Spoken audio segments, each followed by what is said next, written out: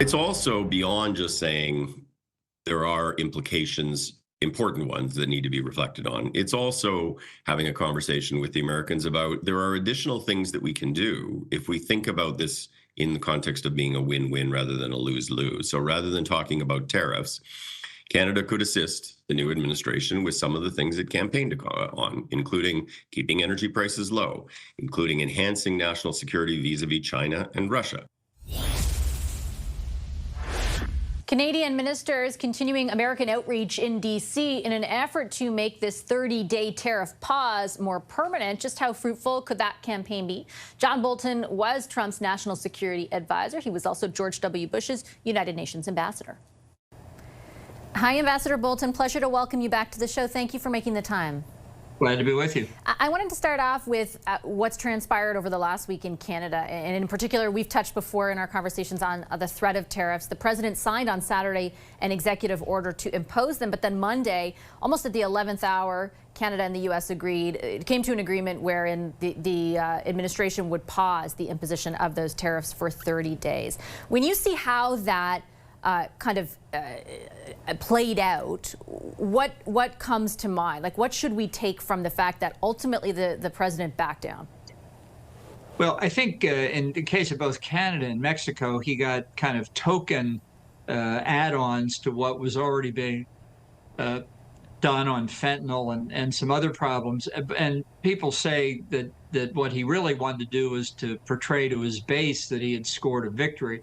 I think what may have been the main motivating factor is beginning on Friday, the U.S. stock market began to go down as people anticipated the tariffs coming into play. In Asia on Monday, stocks were down significantly, 2% in some cases, and U.S. stock market futures were down Monday morning, and they began to panic. The conversation with President Sheinbaum, Mexico produced a quick agreement with no major changes in what Mexico was already doing on fentanyl that I could tell. And indeed, then the Trump White House sent out Kevin Hassett, the chairman of the National Economic Council, to say, this isn't a trade war, it's about fentanyl. And maybe that's when the Trudeau government came up with the idea of naming a fentanyl czar. I mean, congratulations. And Trump seized that deal and declared victory. So what it says is that his fear of the markets judging his tariff proposal negatively probably scared him more than they anticipated. So it's bought 30 days, but it has not solved the problem. What do you think ultimately, and it's a multi-billion-dollar question, but would solve the problem? Well, I think Trump reversing himself would solve the problem. I don't see that coming. I mean, the issue here that's driving him is in part just to show that he can slap people around publicly and raise tariffs, but also in what's called the reconciliation bill process, to extend the 2017 tax cuts, which he's committed to do. He needs to find additional revenue to make up for the implied loss of revenue that is created by extending the tax cuts. And they've been telling the committees in Congress that they're going to make up a big chunk of that loss through tariffs, which implies a substantial number, perhaps 20% worldwide. Who knows what it's going to be?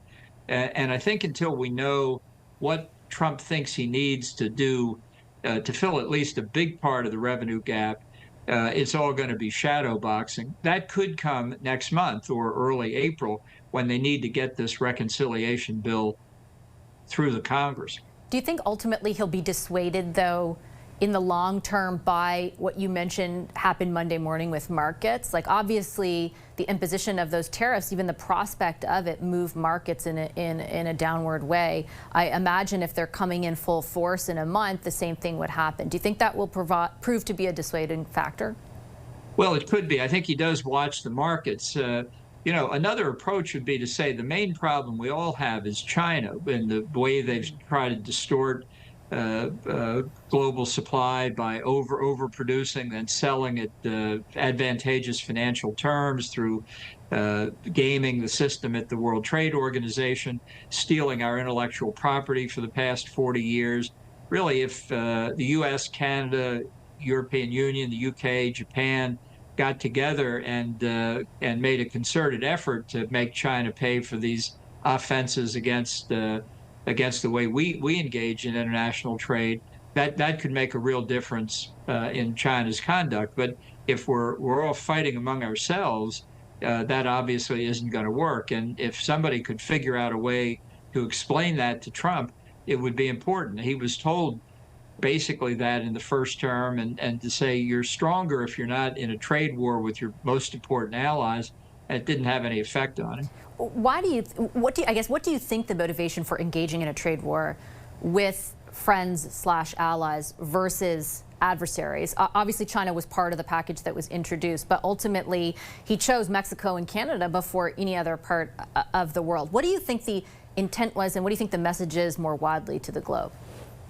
Well, I think he has grievances against allies for some reason that he takes more personally than the threats that we face from our adversaries. And you know, in the case of Canada and Mexico, what he was proposing essentially was to blow up the USMCA, yes, which he had negotiated painfully for all three countries, and declared to be one of the most important tariff reducing agreements, one of the most important trade agreements that the United States had ever signed. And then in his first days, really, as president, he basically proposes to throw it away. So this is not rational policy development here. This is not Trump weighing the pros and cons of this policy. It's more about performance art, I think, and the idea that the tariffs are going to produce a lot of revenue, which is, by the way, deceiving the American public, which will pay a fair amount of these tariffs as a hidden tax. Before I let you go, Ambassador, I did want to talk about other news that directly involved you. Shortly after the president was inaugurated, he ended your Secret Service protection. How has that impacted your life, or what can you share about it, how it has? Well, as you can understand, I'm not going to get into specifics, but I'm taking measures to try and be safe here. I think it tells you something about Donald Trump's character. He knows this threat is real. He's under the same threat. He said a day or two ago that he'd left orders if the Iranians assassinated him that we should obliterate Iran. So he's obviously worried about it too. And it's just something I think people should take into account. Joe Biden authorized re-extending Secret Service protection to me, even though I was critical of his national security policy, but he did the right thing regardless of any disagreements we had on policy. Trump did exactly the opposite. You know, you can draw your own conclusion. Do you think it has an impact on people who are there now, who might be taking difficult decisions or being ordered to carry them out? As in effect, you know, you were part of an administration that had to, in the case of why you ended up being targeted. Like, what kind of chilling effect does that have on people who serve? Well, I suspect it has a very chilling effect. I think it has an effect on people's willingness to go into the government in the first place. And then to think about, at least in a Trump administration, what happens to you if you find yourself separated from Trump over disagreement on some policy issue or matter of conscience, that he's perfectly prepared to abandon you. Okay, I've got to leave it on that note. I appreciate your time as always. Thank you, Ambassador. Thanks again.